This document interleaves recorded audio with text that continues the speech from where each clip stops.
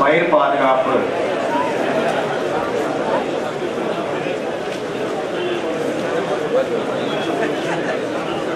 फसल सुरक्षा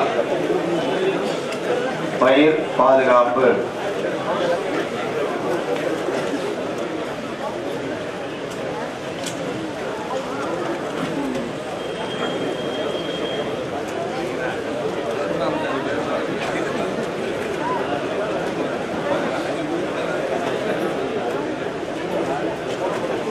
साथियों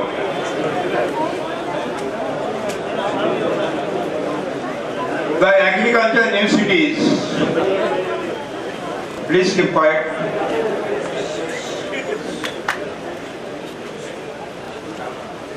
The agriculture universities claim that insects which attack on the plants are the enemies of the plant and farmers. விவசாய கல்லூரிகள் என்ன கூறுகின்றார்கள் என்றால் தாவரத்தை எந்த பூச்சி தாக்குகின்றதோ அது விவசாயிகளின் எதிரி என்று கூறுகின்றார்கள். But these claims of the university is totally wrong, totally false. இவ்வாறு இவர்கள் கூறுவது முற்றிலும் தவறாகும். The reality is that none of the insect is the enemy of the plant, but insects are the friends of the plant. உண்மை என்னவென்றால் எந்த ஒரு பூச்சியும் விவசாயிக்கு எதிரி அல்ல, நண்பர்களே ஆவார். कोई भी कीट फसल का शत्रु नहीं है, मित्र है. எந்த ஒரு பூச்சியும் தாவரத்தின் நண்பனாகும், எதிரி அல்ல. But nobody believe my theory. Nobody believe my theory. ஆனால் நான் இவ்வாறு சொல்வதை யாருமே நம்ப மாட்டேன் என்கின்றார்கள். You will immediately react, how it is possible? How it is possible? They are not enemies. They are destroying our crop, and you are saying that they are not enemies. How it is possible? Yes, it is correct. They are not enemies. They are the friends of the plants. ஆனால் உடனடியாக நீங்கள் என்ன நினைக்கின்றீர்கள் என்றால் இது எவ்வாறு முடியும்? தினம் தினம் என்னுடைய பயிர்களை இந்த பூச்சிகள் அழித்துக் கொண்டே இருக்கின்றது. எவ்வாறு இதை நீங்கள் எதிரி இல்லை என்று கூறுகின்றீர்கள் என்று நீங்கள் நினைக்கின்றீர்கள். ஆனாலும் நான் உறுதியாக கூற முடியும், பயிர்களை தாக்கக்கூடிய இந்த பூச்சிகள் நண்பனே ஆகும். There is a natural law. இயற்கை There is a law of the nature. இயற்கை விதி ஒன்று உண்டு. None of the body, maybe human body, maybe animal body, maybe plant body, maybe insect body, do not accept any external thing to enter in his body. ஒரு இயற்கை விதி உள்ளது. என்னவென்றால் மனித உடலாக இருக்கட்டும், மிருகத்தின் உடலாக இருக்கட்டும், தாவரத்தின் உடலாக இருக்கட்டும், பூச்சியின் உடலாக இருக்கட்டும், எந்த ஒரு வெளி பொருளையும் அது தன் உடலில் அனுமதிக்காது. विधि का विधान है, प्रकृति का कानून है. कोई भी सजीव, मानव हो या प्राणी या वनस्पति या कोई कीटक बाहर की वस्तु अपने शरीर में प्रवेश करना सहन नहीं करता. वो तुरंत बाहर फेंकने का कोशिश करता है. இயற்கை சட்டம் அல்லது விதி என்னவென்றால் மனித உடலாக இருக்கட்டும், மிருக உடலாக இருக்கட்டும், தாவரத்தின் உடலாக இருக்கட்டும், பூச்சியின் உடலாகவே இருக்கட்டும், இவை எந்த ஒரு வெளி பொருளையும் தன் உடலுக்குள்ளே அனுமதிக்காது. I will give an example. जब हमारी माता झाड़ फूस करती है तो धूल उड़ती है. एंड जैसे धूल हमारे नाक में जाते हैं, अकस्मात आपको क्या होता है, आंची यानी धूल बाहर फेंकने का प्रयास होता है। இதற்கு நான் ஒரு உதாரணம் கூறுகின்றேன். நம் வீட்டில் நம் தாயானவள் வீட்டை பெருக்கும் பொழுது தூசி எழுகின்றது. இந்த தூசியானது நம் மூக்கில் நுழைகின்றது. உடனடியாக நமக்கு தும்மல் ஏற்படுகின்றது. இந்த தும்மலின் மூலம் இந்த தூசியானது வெளியே தள்ளப்படுகின்றது.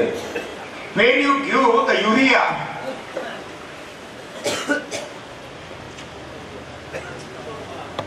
in the soil, and when the urea get water, moisture, the urease mediator, these are the enzymes, split the urea multi-bound system molecules, and urea is converted into ammonia and carbon dioxide.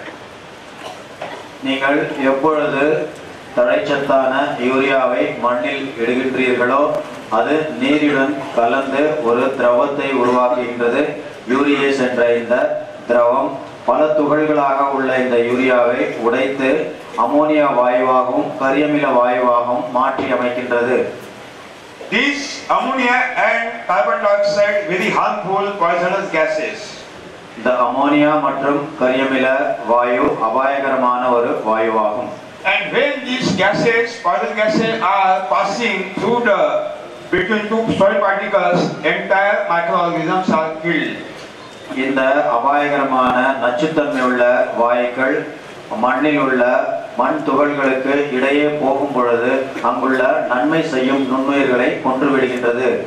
Any root of any plant cannot take ammonia as a nitrogen.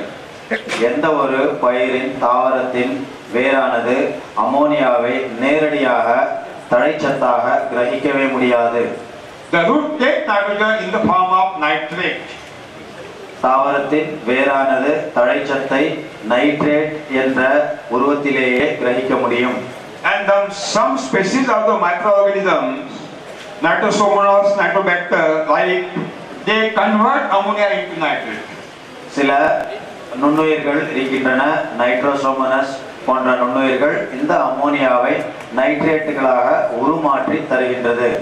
The roots of the habit plants or genetically modified plants has the mentality to take maximum nitrate, more than requirement nitrate from the soil. வீரிய ஒட்டு ரகத்தில் உருவான தாவரங்களோ மரபணு மாற்றப்பட்ட தாவரங்களின் வேர்கள் பொதுவாகவே என்ன செய்கின்றது என்றால் இந்த நைட்ரேட்டுகளை அதிக அளவில் கிரகித்துக் கொள்கின்றன. Suppose root 1 10 gram nitrate, but the roots of the habit and genetically modified plant will take 20 gram, double. உதாரணத்திற்கு 10 கிராம் அளவிலான நைட்ரேட்டுகள் தேவைப்பட்டால் வீரிய ஒட்டுரக தாவரங்களும் மரபணு மாற்றப்பட்ட தாவரங்களும் உதாரணத்திற்கு 20 கிராம் அளவில் கிரகித்துக் கொள்கின்றது. 10 gram is required, taken double 20 gram, rest of the 10 gram nitrates are deposited in between the two cells. There is a gap. In between two cells there is a gap. This gap is called intracellular gap, and these nitrates are deposited in the gap between two cells. இவ்வாறு அதிகப்படியான நைட்ரேட்டுகளை கிரகிக்கும் பொழுது 10 gram அளவிலான இந்த நைட்ரேட்டுகள் 2 செல்லுகளுக்கு இடையே உள்ள இடைவெளியில் சென்று தங்கிவிடுகின்றது. தாவரத்தின் செல்களின் இடையே உள்ள இடைவெளியில் சென்று தங்கிவிடுகின்றது. Cell. அணு அணு ஆட்டம் தான் அணு. Cell cell tissue tissue 100% Tamil. Yes. 100% tissue தான் வந்து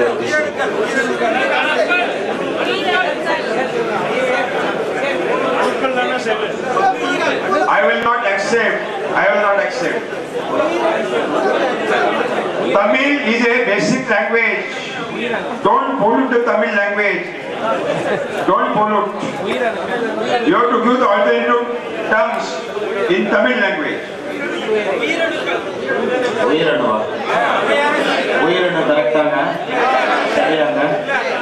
Okay, okay. There is a gap inside the cell also. There is a vacuoles inside the cell also, intercellular vacuoles. These nitrates are deposited in this vacuole. இந்த உயிரணுக்களின் உள்ளேயும் இடைவெளி உள்ளது, அவற்றை vacuole என்று கூறுகின்றோம். இவற்றிலும் நைட்ரேட்டுகள் சென்று தங்கிவிடுகின்றது. When you spray hazardous poisonous insecticides, within 7 seconds, immediately the residues of the insecticide are sucked in the plant body and deposited in the fat in the site of the cell. Fat को क्या कहते हैं? கொழுப்பு. எப்பொழுது நீங்கள் நச்சுத்தன்மை உள்ள விஷக்கொல்லிகளை தெளிக்கின்றீர்களோ 7 வினாடிகளிலேயே இந்த எஞ்சிய விஷமானது இந்த உயிரணுக்களில் உள்ள கொழுப்புகளில் சென்று அடைந்து விடுகின்றன. When you utilize vermicompost, the hazardous heavy metals like cadmium, arsenic, mercury, lead, very poisonous heavy metals are enter in the plant body. When you enter our own body, and these are accumulated in the plant body in these intracellular vacuoles also.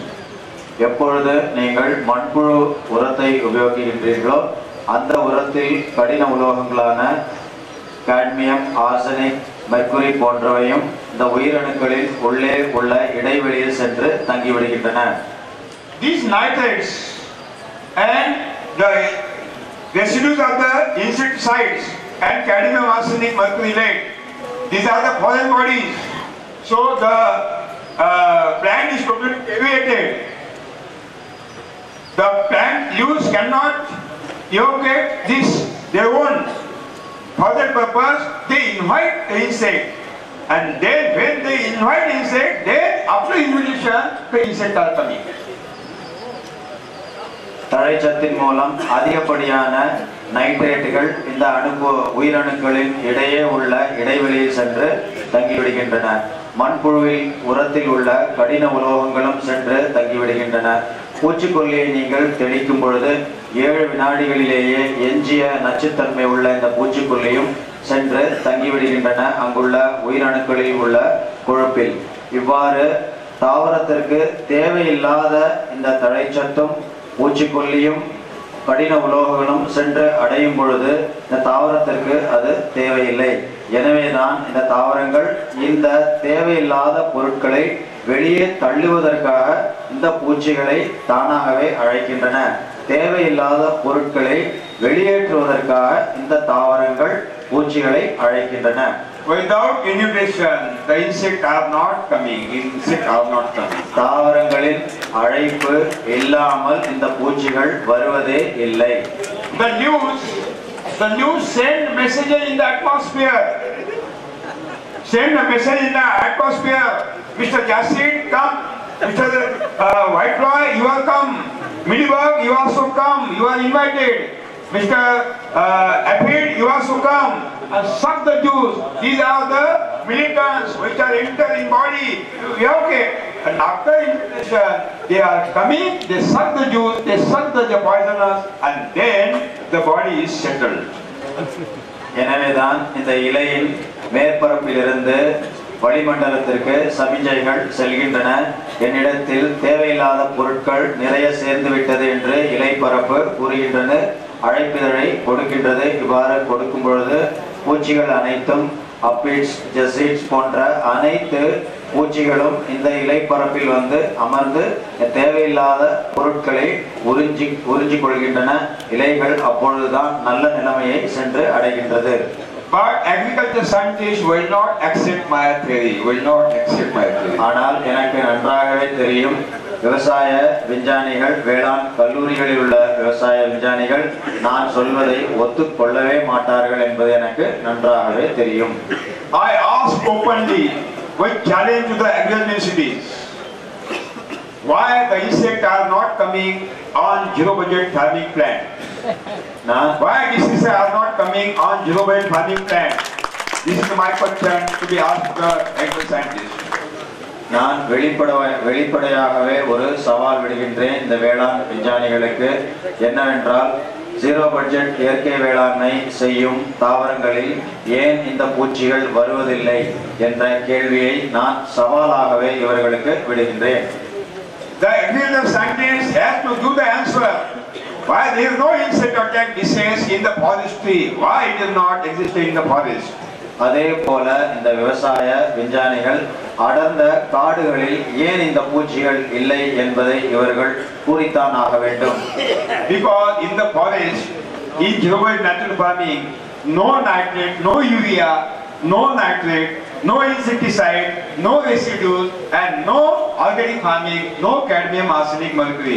That means there will be no any foreign body, no problem, and no invitation, and no insect attack. No insect attack. ஏனென்றால் இந்த அடர்ந்த காடுகளில் ரசாயன வேளாண்மை இல்லவே இல்லை, அங்கக வேளாண்மையும் இல்லவே இல்லை, நைட்ரேட்டுகளோ அல்லது கடினமான உலோகங்களோ இல்லை, பூச்சிக்கொல்லிகளும் இல்லை. எனவேதான் இங்கு முழுவதுமாக ஜீரோ பட்ஜெட் செலவில்லா இயற்கை வேளாண்மையே நடக்கின்றது. எனவேதான் இங்கு பூச்சிகள் வருவதற்கு இடமே இல்லை.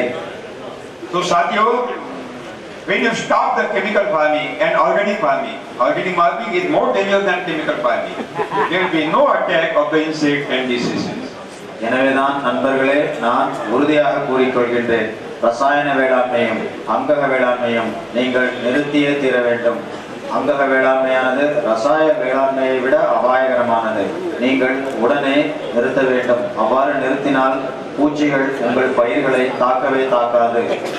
The God has given the best gift to the human being, plantation and all living beings. That is resistance power. இறைவன் சிறந்த ஒரு பரிசை தாவரங்களுக்கும் மிருகங்களுக்கும் மனிதனுக்கும் கொடுத்துள்ளான். அது என்னவென்றால் நோய் எதிர்ப்பு சக்தியாகும். एक ही माँ के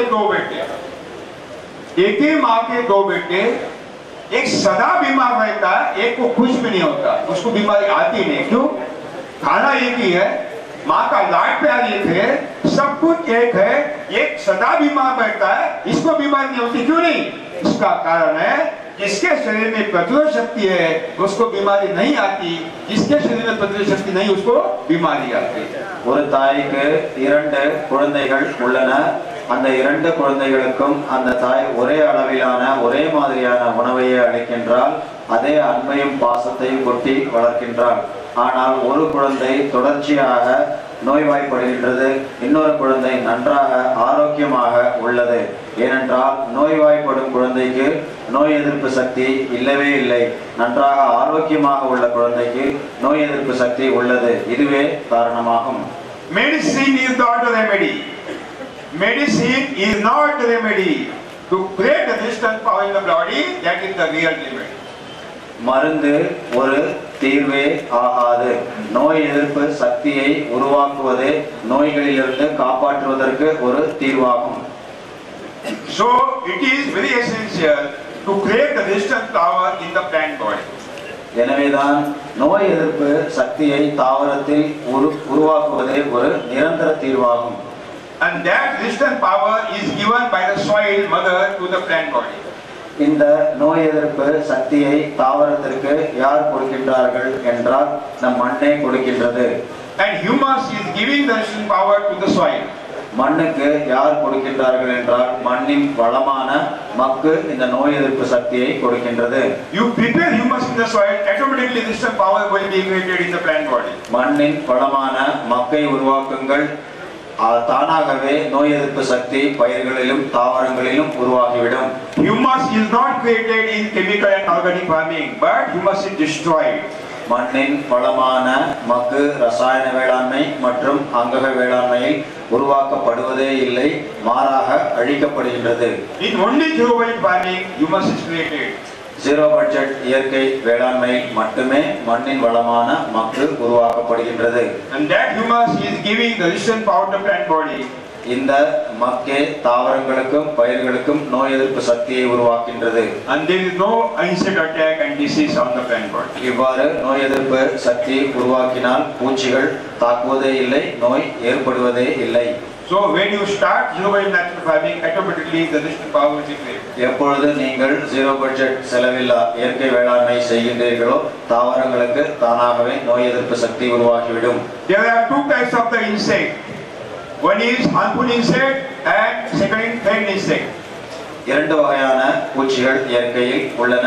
ஒன்று நன்மை செய்யும் பூச்சிகள், இன்னொன்று தீமை செய்யும் பூச்சிகள் ஆகும். The friend insect are small quantity and harmful insect are in large quantity are existed. நன்மை செய்யும் பூச்சிகள் குறைவாகவும் தீமை செய்யும் பூச்சிகள் அதிக அளவில் இயற்கையில் உள்ளன. But one friend insect eat 1000 harmful insect also. ஆனால் இயற்கை விதி என்னவென்றால் ஒரே ஒரு நன்மை செய்யும் பூச்சியானது ஆயிரக்கணக்கான தீமை செய்யும் பூச்சிகளை சாப்பிட்டுவிடும். And this is called biological control. இதுவே உயிரியல் கட்டுப்பாடாகும். So we have to utilize the pregnancy and the utilization of friend insects which are called predators and parasites. எனவேதான் நாம் நன்மை செய்யும் பூச்சிகளை நாம் நிலத்தில் உருவாக்க வேண்டும், ஏற்படுத்த வேண்டும். So Sathiyo, near about 250 species of the friend insect are existed on the crop, and all these friend insects are existed in only zero budget farming, not in chemical and not in organic farming. இயற்கையில் 250 வகையான நன்மை செய்யும் பூச்சிகள் உள்ளன. இந்த நன்மை செய்யும் பூச்சிகள் ஜீரோ பட்ஜெட் இயற்கை வேளாண்மையில் மட்டுமே உள்ளது. ரசாயன மற்றும் அங்கக வேளாண்மையில் கிடையாது. Chrysopus carnea, ladybug beetle, Chronobantha apidiola, Micronomus species, Cryptonomus montilgeri, Scymnus cocciola, lot of 250 species are responsible. These are the predators which control the harmful insect very well. 250 வகையிலான நன்மை செய்யும் பூச்சிகள் எளிதாக தீமை செய்யும் பூச்சிகளை கட்டுக்குள் கொண்டு வந்துவிடும். And this biological control is happened in zero budget natural farming, not in chemical farming. இந்த உயிரியல் கட்டுப்பாடு ஆனது ஜீரோ பட்ஜெட் இயற்கை வேளாண்மையில் மட்டுமே உள்ளது. And these friend insects are existed and resided on specific plant which are taken in zero budget farming as a intercrop. இந்த நன்மை செய்யும் பூச்சிகள் சில தாவரங்களை சாப்பிட வரும். இந்த தாவரங்கள் மற்றும் செடிகளை நாம் ஊடுபயிராக ஜீரோ பட்ஜெட் இயற்கை வேளாண்மையில் பயிர் செய்கின்றோம். So which intercrop should be taken in which main crop we will discuss tomorrow or day tomorrow. இவ்வாறு நன்மை செய்யும் பூச்சிகளை அழைக்க வல்ல தாவரத்தை எப்படி ஊடுபயிராக முதன்மை பயிர்களில் பயிர் செய்ய வேண்டும் என்பதை நாம் நாளை பார்க்கலாம். So medicine is not the remedy to create the resistance power, is the real. மருந்து ஒரு தீர்வு அல்லவே அல்ல, நோய் எதிர்ப்பு சக்தியை உருவாக்குவதே ஒரு நிரந்தர தீர்வாகும். दवा उपाय नहीं है, शरीर में प्रतिरोधक शक्ति निर्माण करना ही खरा उपाय है. மருந்து தீர்வல்ல, நோய் எதிர்ப்பு சக்தியே நிரந்தர தீர்வாகும். And it is happened in zero budget natural farming naturally. இது ஜீரோ பட்ஜெட் செலவில்லா இயற்கை வேளாண்மையில் இயற்கையாகவே உள்ளது. शरीर मेरी समझ में आ गई? बहुत बढ़िया. Again, what has happened in the first year when you listen the workshop and go back to your villages and you declare that I will start zero budget natural farming. Your wife, your father, your son will be opposing party leader.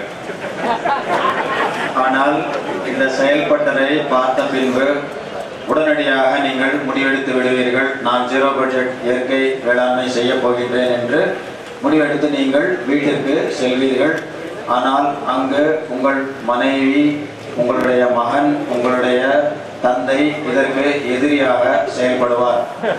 After some days, the people of the village will react. He is a father, he is a mad person. நீங்கள் செய்ய ஆரம்பித்து எதிரிகளை வீட்டிலேயே சம்பாதித்த பின்பு சில நாட்களுக்கு பிறகு அந்த ஊரில் எல்லோரும் உங்களை இவன் நிச்சயமாக ஒரு பைத்தியக்காரனாகத்தான் இருப்பான் என்றே கூறுவார்கள். And when the entire village going there, you as a mad person, you have won the battle. You have won the battle. எப்பொழுது கிராமம் முழுவதுமே உங்களை பைத்தியக்காரன் என்று முடிவாக கூறிவிட்டதோ நீங்கள் இந்த சண்டையை வென்றுவிட்டீர்கள் என்றே நான் கூறுவேன். क्योंकि क्रांति पागल लोगों ने की है, चिंतकों ने क्रांति नहीं की, चिंतकों ने केवल चिंता की है, लेख लिखे है, भाषण दी है, क्रांति नहीं की. எனவே ஏனென்றால் புரட்சியை பைத்தியக்காரர்கள் மட்டுமே உருவாக்கினார்கள். சிந்தனையாளர்கள் புரட்சியை உருவாக்கினதே கிடையாது. அவர்கள் பேசிக்கொண்டே இருப்பார்கள். तो पागल बनिए, इतना नहीं महापागल बनिए. பைத்தியக்காரர்களால் ஆகிவிடுங்கள். மிகப்பெரிய பைத்தியக்காரர்களாக நீங்கள் ஆகிவிடுங்கள். Because you are not getting the support from the family member, so you commit some mistakes. ஏனென்றால் உங்களுக்கு எந்த விதமான ஆதரவும் உங்கள் குடும்பத்திலிருந்து கிடைக்காது. இதன் மூலமாக நீங்கள் சில தவறுகளை செய்யலாம். And when you are not following 100% my technology in the first year, maybe possible 100% resistant power will not create in the plant body. முதல் வருடத்தில் நாம் பார்த்த இந்த தொழில்நுட்பத்தில் எல்லா விதிகளையும் நீங்கள் கடைபிடிக்க முடியாமல் போகலாம். இதன் மூலமாக முற்றிலும் நோய் எதிர்ப்பு சக்தி உருவாகாது. So in the first year, in the migration rate, when you enter straight from chemical into genuine farming, maybe possible some insect attack will be appeared. முதல் வருடத்தில் ரசாயன வேளாண்மையிலிருந்து ஜீரோ பட்ஜெட் இயற்கை வேளாண்மைக்கு செல்லும் பொழுது விதிகளை முழுவதுமாக கடைபிடிக்காமல் போகலாம். அப்பொழுது பூச்சிகளின் தொல்லை உங்களுக்கு இருக்கலாம். To control this insect and diseases, we will give some medicines also. இந்த பூச்சிகளை கட்டுப்படுத்துவதற்காக சில மருந்துகளை நான் கொடுப்பேன். Write down first medicine, insecticide. Today there is no break. We will continue overnight.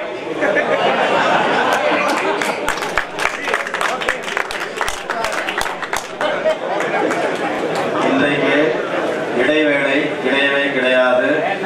இரவு முழுவதும் நாம் தொடர்ந்து பாடத்தை படித்துக் கொண்டே இருக்க போகின்றோம். Today there will be no dinner because dinner take only one hour. We will lose. இரவு உணவும் நமக்கு கிடையவே கிடையாது. ஏனென்றால் அதிலும் நேரம் வீணாகிவிடும். Tomorrow also there will be no tiffin and lunch also.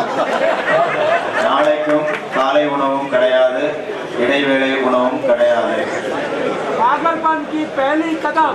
ஏனென்றால் எல்லோரும் பைத்தியக்காரர்கள் ஆவீர்கள். Nimastram, first insecticide, Nimastram. முதல் மருந்து பூச்சிகளை கட்டுப்படுத்தக்கூடிய முதல் மருந்து நிமாஸ்திரம் ஆகும். How to prepare Nimastram? நிமாஸ்திரத்தை எவ்வாறு தயாரிப்பது?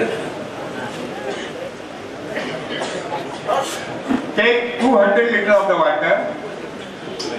200 லிட்டர் தண்ணீரை எடுத்துக்கொள்ளுங்கள்.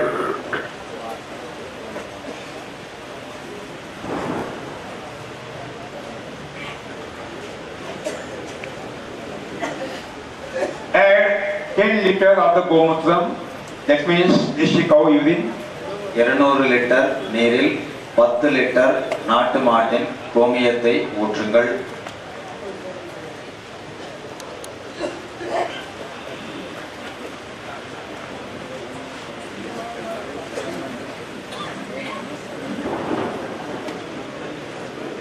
Mix 2 kg Deshi cow dung in the water. இந்த 200 லிட்டரில் 2 கிலோ மட்டுமே சாணத்தை உபயோகப்படுத்துங்கள், கலந்து விடுங்கள்.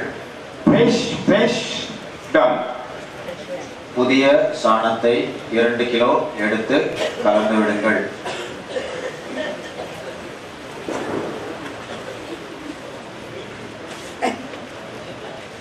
Then cut down 10 kg small branches of the neem tree with the leaves. Cut down small pieces of the branches and add in that water.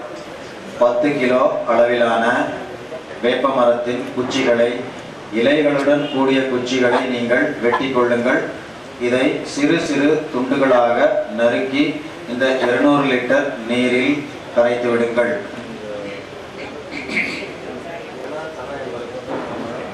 இல தழைகளோடு சேர்ந்த சிறிய சிறிய குச்சிகளுடன் வெட்டி கொள்ளுங்கள். Okay, then stir it well by the stick. நன்றாக கலக்குங்கள். குச்சியை வைத்து நன்றாக கலக்குங்கள்.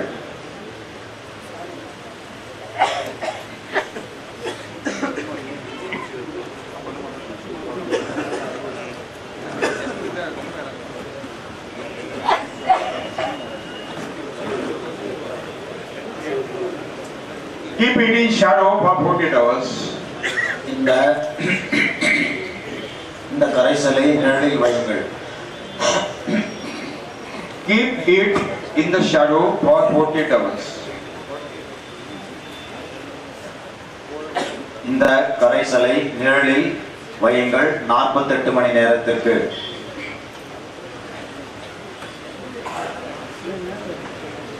Cover the gunny bag.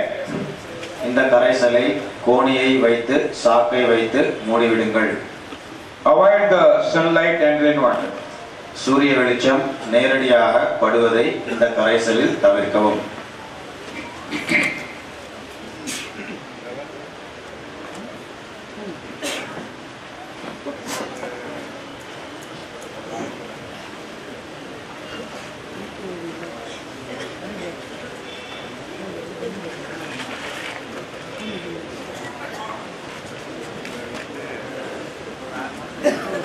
Within this 48 hours fermentation process, all the alkaloids, nimbin, nimbicidine, azanthine will be dissolved in the water.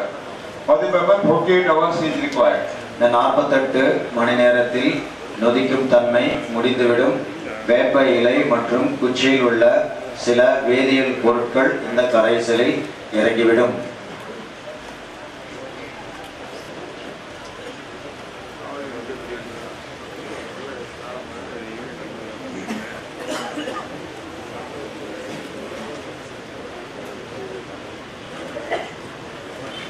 After 48 hours, it should be filtered by the cloth very well. 48 மணி நேரத்திற்கு பிறகு இந்த கரைசலை ஒரு சுத்தமான துணியின் மூலம் வடிகட்டவும்.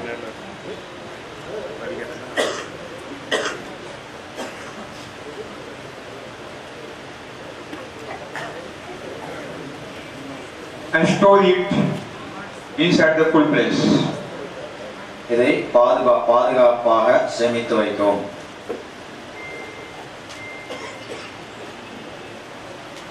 You can utilize earthen vessel are the best for storage. மண்பானையில் இதை சேகரித்து வைப்பது சிறந்ததாகும். Or you can utilize any vessel.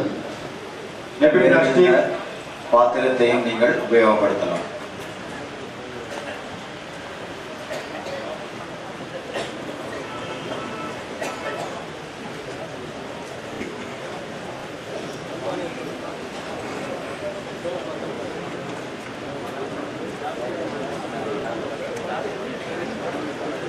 Okay.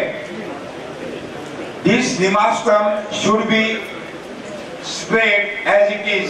Don't mix the water in 200 liter Nimastram. It is not a stock. இந்த நீமாஸ்திரத்தை அப்படியே நீங்கள் உபயோகப்படுத்தலாம். இதனுடன் நீரை சேர்க்க வேண்டிய அவசியம் கிடையாது. 200 liter for 1 acre. இந்த 200 லிட்டர் 1 ஏக்கருக்கு போதுமானதாகும். 200 லிட்டர் நீமாஸ்திரம் 1 ஏக்கருக்கு போதுமானதாகும். இதை நீருடன் கலக்க வேண்டிய அவசியமில்லை. நேரடியாக இதை பயிருக்கு 1 ஏக்கருக்கு உபயோகப்படுத்தலாம். Expiry date 6 months. இதன் காலாவதி 6 மாதங்கள் ஆகும். You can store for 6 months and utilize. 6 மாதங்கள் வரை இதை வைத்து உபயோகிக்கலாம்.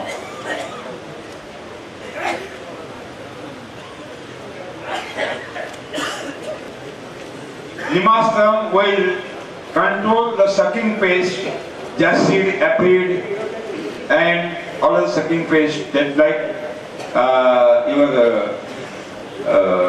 white fly and small caterpillars.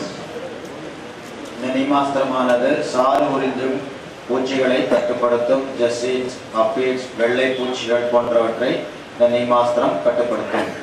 But Nimastram cannot control the big caterpillars. Caterpillars means?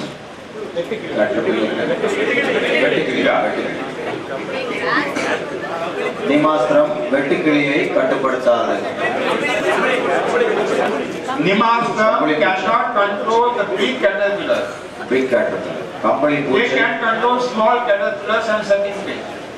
சாறு உறிஞ்சும் சிறிய பூச்சிகளை நீமாஸ்திரம் கட்டுப்படுத்தும். கம்பளி பூச்சை கட்டுப்படுத்தாது.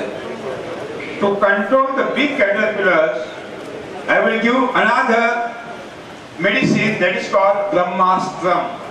இந்த கம்பளி பூச்சை கட்டுப்படுத்துவதற்கு நான் இன்னொரு மருந்தை கொடுக்கின்றேன். அதன் பெயர் பிரம்மாஸ்திரமாகும். ஸ்ப்ரே பண்ணு. Brahmos missile. Brahmastra. It is Nim missile, it is Brahmos missile. நீமாஸ்திரம், Brahmastra. How to prepare Brahmastram? Write down. பிரம்மாஸ்திரத்தை எவ்வாறு தயாரிப்பது? Take 20 liters of the Gomutram. How you eat? 20 litre நாட்டு பசுமாட்டின் கோமியம்.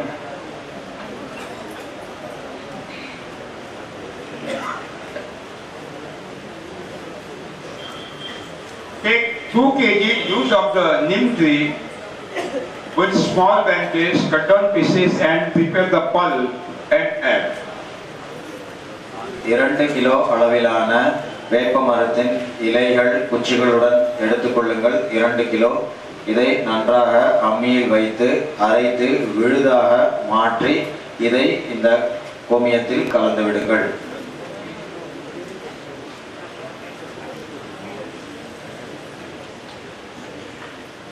You know Karanj tree? Botanical name is Pongemia pinnata. பொங்கமரம். Take the pulp of the chutney of 2 kg Pongemia pinnata leaves. 2 kilo புங்கமரத்தின் இலைகளை எடுத்துக்கொள்ளுங்கள். இதை நன்றாக அரைத்து விழுதாக மாற்றிக்கொள்ளுங்கள்.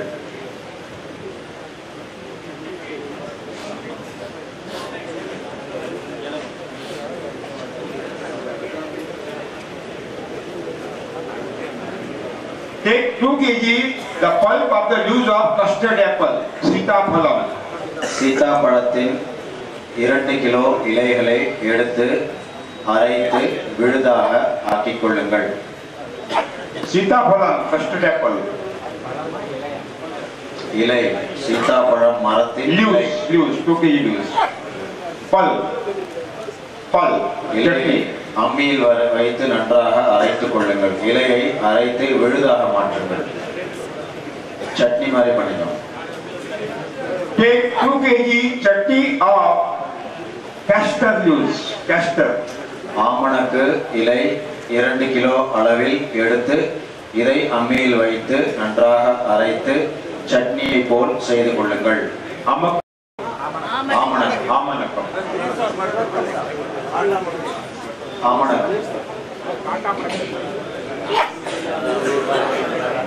Castor leaves இலை. Okay, and 2 kg chutney of the leaves of big flower datura inoxia. Datura को क्या बोलते हैं? वो सफेद बोलते हैं ओमत्ते, right? 2 kg chutney of the leaves of the omatte. That is correct. ஓமத்த இலைகளை 2 கிலோ அளவிற்கு எடுத்து இதை அம்மியில் வைத்து நன்றாக அரைத்துக் கொள்ளுங்கள். சட்னியை போல் அரைத்துக் கொள்ளுங்கள். ஓமத்த இலை. How you type the pulp? How you? வேப்ப மரம், புங்க மரம், சீத்தாப்பழம், ஓமத்தை ஆமணர் 5. Okay. Don't utilize mixer. Don't utilize grinder because heat is created. The alcohols are volatile and you will not get result. Don't utilize mixer. Don't utilize the grinder. Only you have to prepare the chutney by silvatta. Yeah.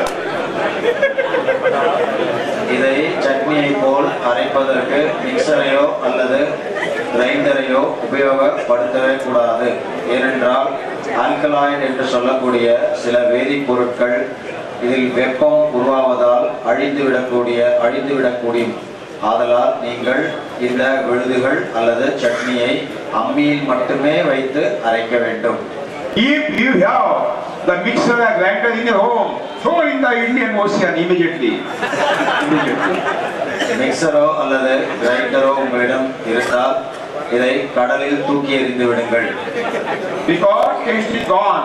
Taste of the vegetable curry is totally gone. ஏனென்றால் இவற்றை நீங்கள் தயாரிக்க முடியாது. And there is a condition. There is a condition. When you will prepare chutney, at that time, there will be no woman will be present there. Only you have to prepare the chutney. Otherwise, you will not get result. இந்த சட்னியை நீங்கள் விழுதை அரைக்கும் பொழுது உங்கள் வீட்டில் உள்ள எந்த பெண்ணும் உங்கள் கூட இருக்கக்கூடாது. நீங்கள் மட்டுமே இதை உருவாக்க வேண்டும். IPL மேட்ச் மாதிரி இருக்கு. I know you will order. Now she will order you. She will order. உங்கள் வீட்டில் உள்ள பெண்கள் மட்டுமே இதை உங்களுக்கு கூறுவார்கள். நீங்கள் மட்டுமே இந்த சட்னியை அரைக்க வேண்டும். Okay.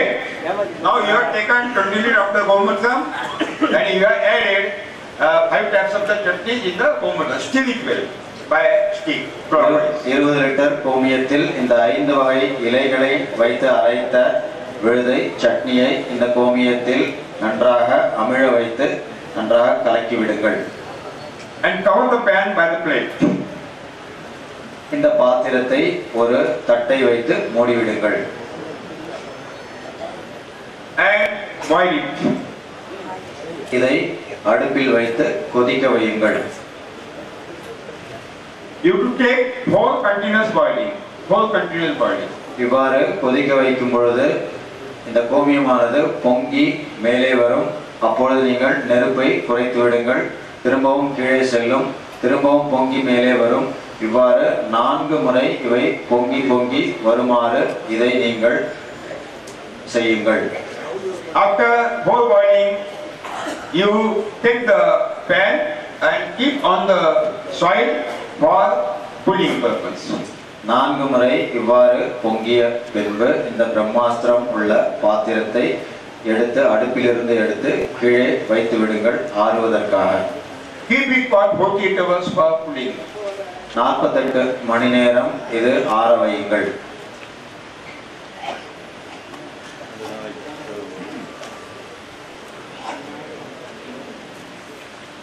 After 48 hours, it should be filtered by the cloth very well.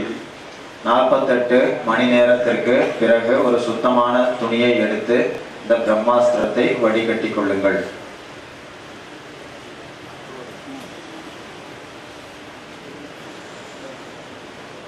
Then store it in the cool place of shadow. இவற்றை பாதுகாப்பாக ஒரு குளிர்ந்த இடத்தில் வைத்து பாதுகாக்க வேண்டும். Expiry date 6 months. இதன் காலாவதி 6 மாதங்கள் ஆகும். Kalavadi is a Tamil term. In Marathi, Kalavadi, Hindi, Kalavadi. आपने बोला है ना बहुत पुराना है. Okay. Take 200 liters of the water. How to utilize the Brahmastam? Take 200 liters of the water.